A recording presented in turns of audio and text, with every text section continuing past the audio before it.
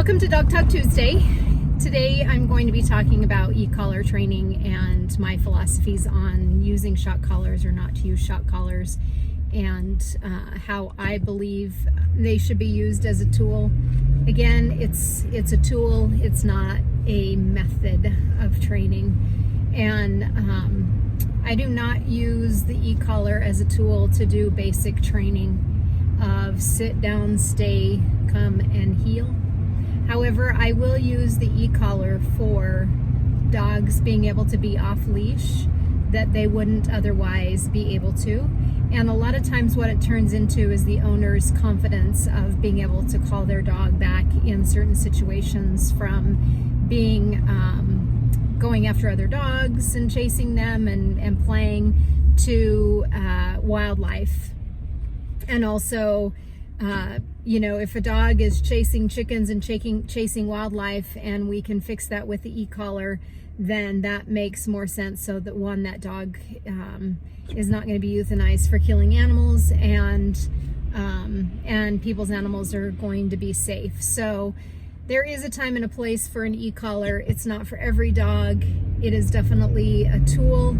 And most of the time, most dogs end up not having to wear the e-collar in the long run for come, and that's how I use it, is strictly a come command tool for off-leash training. So today I'm going to take you through my 4 steps of training to an e-collar, and then I'm going to put a video with this as well in talking through an owner that is on stage 3 of e-collar training, and you can listen to me talk her through some of the situations and scenarios on how to use in step 3 of the 4 steps that I use to train and condition the dog to an e-collar without the dog becoming fearful or even more aggressive. So join me, and I'm going to take you through my 4 steps of e-collar training. Step 1 to e-collar training is putting the collar on the dog, making sure you know how to use the collar, making sure you understand what all the buttons do, make sure you understand that you have to make sure that your remote is talking to the collar and that it needs to be on, making sure that the collar is tight enough. And what I tell everybody in that is that it needs to be tight like a watch, just like my watch is tight, it's not moving, and not like a bracelet that's moving around in circles. So I'm going to take you through step 1 once we have all of that done. Your first step is teaching the dog how to stop the stimulation. If your dog doesn't know how to stop the stimulation, then just throwing a shock collar on and teaching and trying to expect the dog to come when you have an e-collar on doesn't make sense. So we're going to teach the dog how to stop the shock.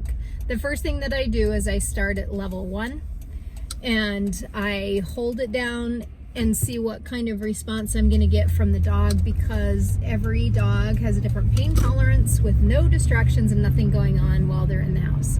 So step 1 is finding the level of stimulation that your dog is feeling the shock, but's not yelping and jumping and moving and scared to death.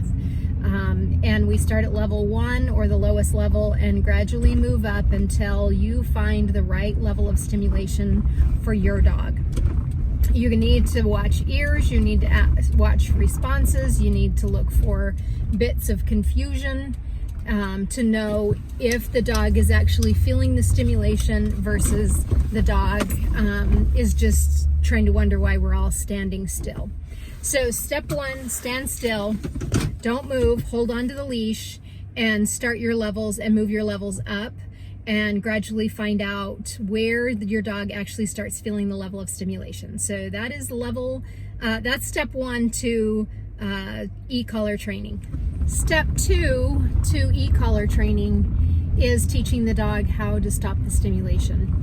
So you've discovered and found out what level of stimulation your dog is at, and at that point you will hold your continuous button down and hold it and pull your dog into you. No words, no commands, nothing. We're just teaching them that they feel stimulation, and when they get to you, the stimulation stops.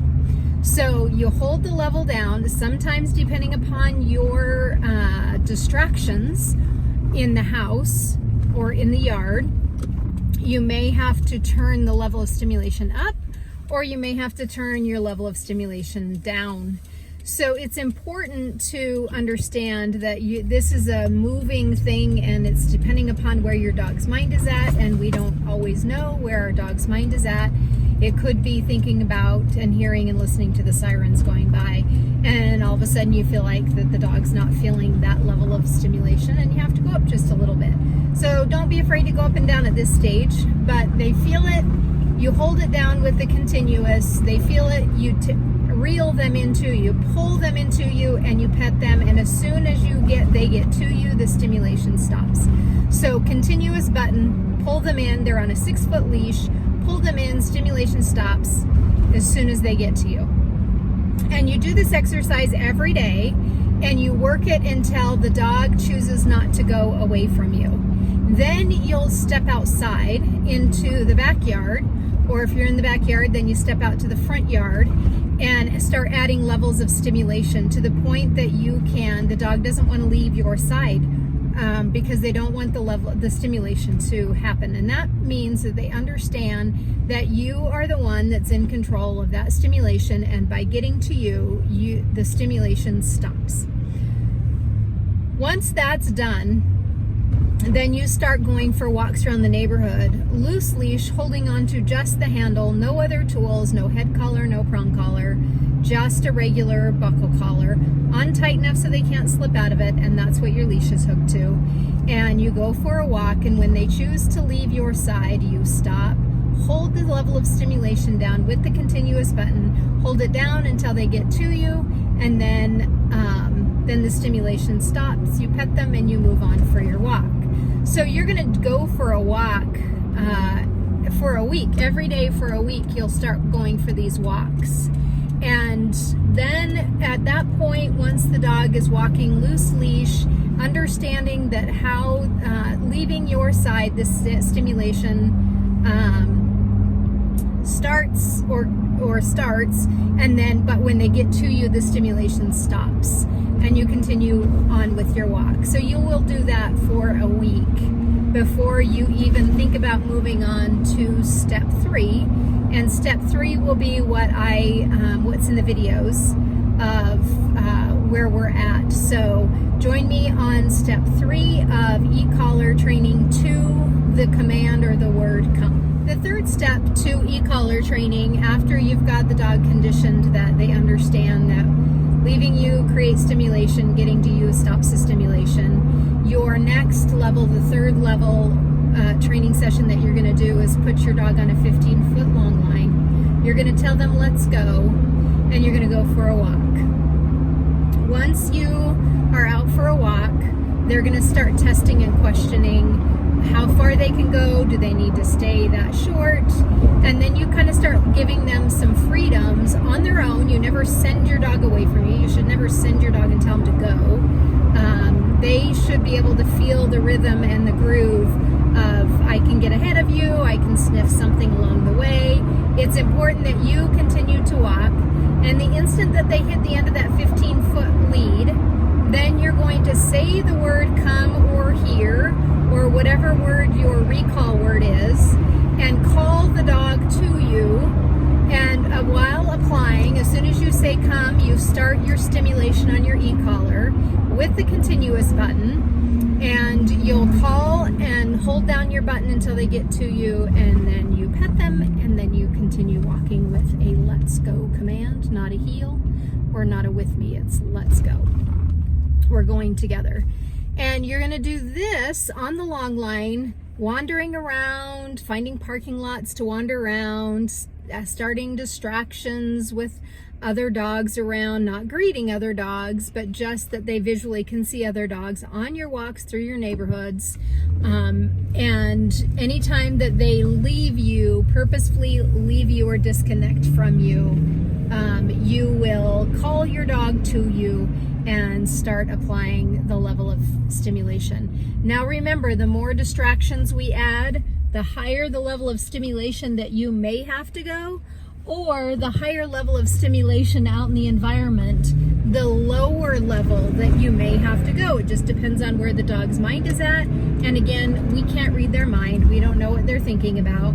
And so don't be afraid to go up and don't be afraid to go down, and don't worry about that you're moving it constantly depending upon the level of stimulation. Some dogs get overstimulated with other dogs around, other dogs get stimulated with other people around, and a combination of all of it. So and some dogs, you're going to go into situations where you're maybe walking at a park where there are some dogs off leash, and you're going to, if your dog chooses to go and try and see, again, you're holding on to the handle of that 15-foot lead.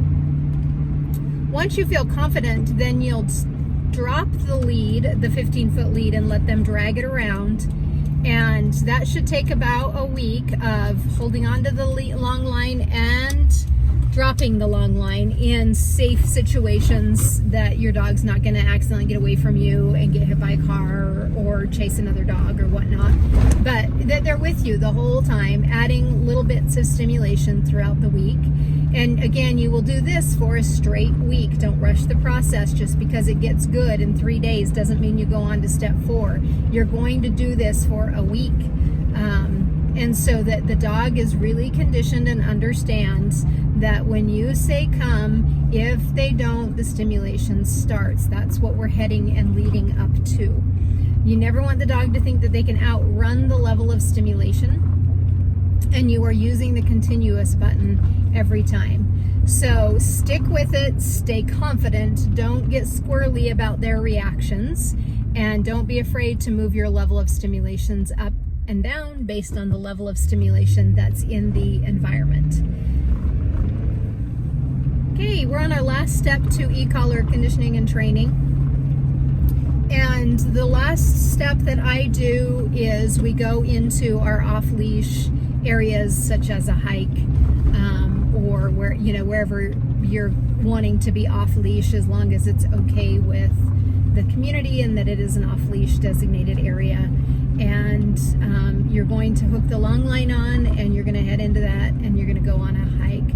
As you get into the hike and your dog is with you, and you pass people and you pass dogs, and your dog is responding to or sticking with you, you don't really feel like you have to call your dog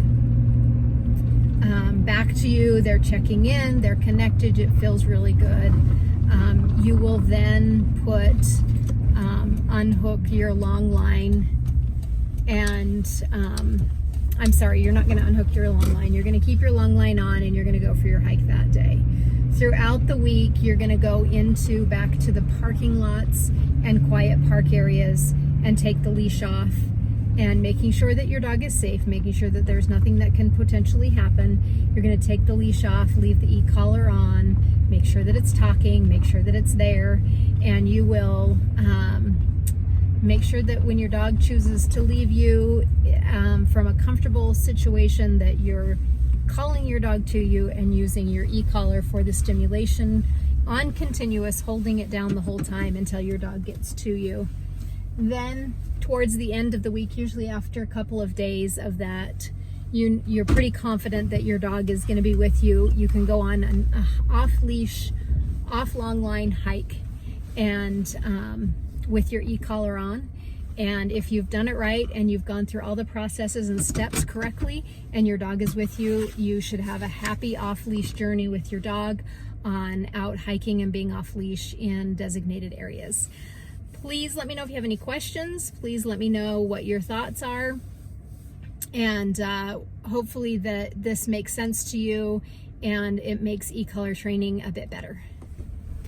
I want to talk about, just kind of summarize everything with the e-collar training, and that truly is, everybody has their own style, everybody has their opinions about it.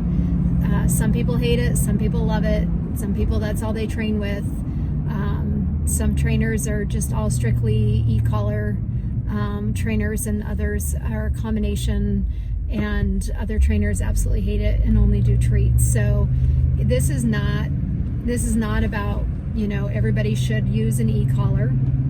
This is not about that e-collars are the best tool to use. This is, if you're going to use an e-collar, or if you're going in that direction, my suggestion is please go through the steps. Don't just throw a shock collar on your dog. Teach them correctly and use it with purpose so that you can eventually not have to train with an e-collar. But also, it's not fair to your dog to just throw a shock collar on and expect him to know what to do with it. You need to teach him. You need to go through the process, and you need to go through the steps. So on that note, I do have an online dog training platform. It's $300 for a lifetime membership. You have full access to all of my training videos of different behaviors, and I do have e-collar training in there.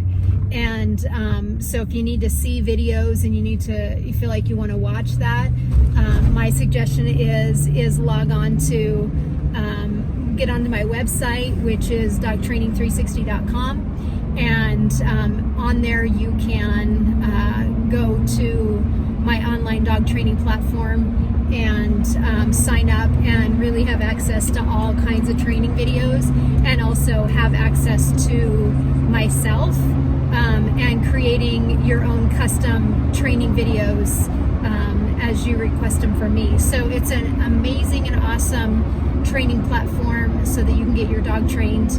And also, if you need some good visuals and some help with e-collar training, please log on and sign up. It's only $300 for a lifetime membership.